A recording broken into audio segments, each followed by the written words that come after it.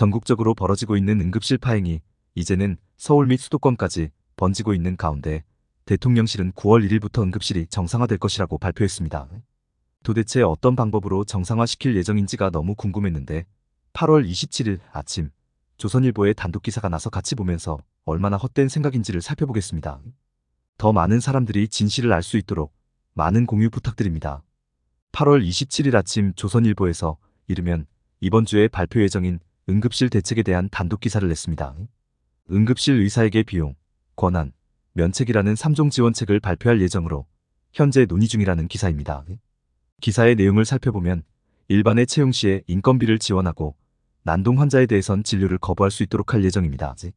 그리고 경증 환자 정의를 명확히 해 가벼운 증상의 환자를 다른 병원으로 빨리 보내고 응급실 뺑뺑이 환자를 최종 수용한 병원의 의료진에게는 불가피한 환자 피해 책임을 면제해주는 방안도 검토한다고 하네요.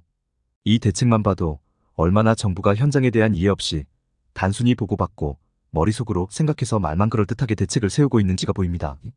하나씩 살펴보겠습니다. 일반의 채용 지원.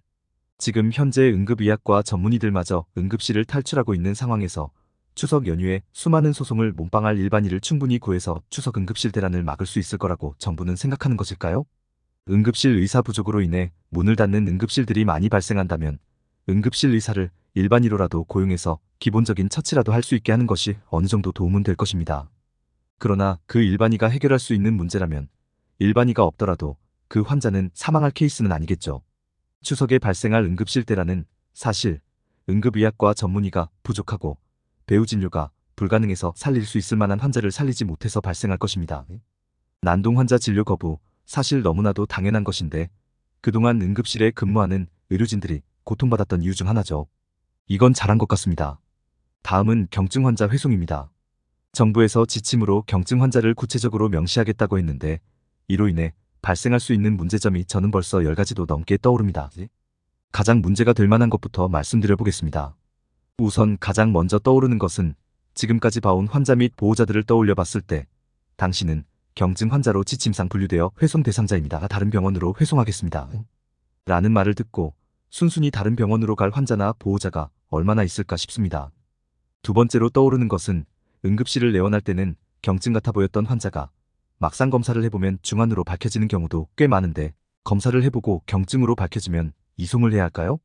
이 경우에는 환자들이 응급실에 2번 접수하고 비용 지불을 2번 해야 할 뿐더러 결국 2군데 응급실을 거치며 더 많은 의료자원을 소모하게 될 것입니다. 그렇다고 검사조차 안 하고 다른 병원으로 이송했는데 중환으로 밝혀진다면 그 책임은 장 차관이 질까요? 마지막입니다. 정부는 이 대책을 통해 119 상황실에서 응급실 뺑뺑이에 해당하는 환자를 병원에 강제로 배정하게 하고 그 경우 진료 지연 등에 따른 불가피한 피해는 면책해주겠다고 이야기한다고 합니다.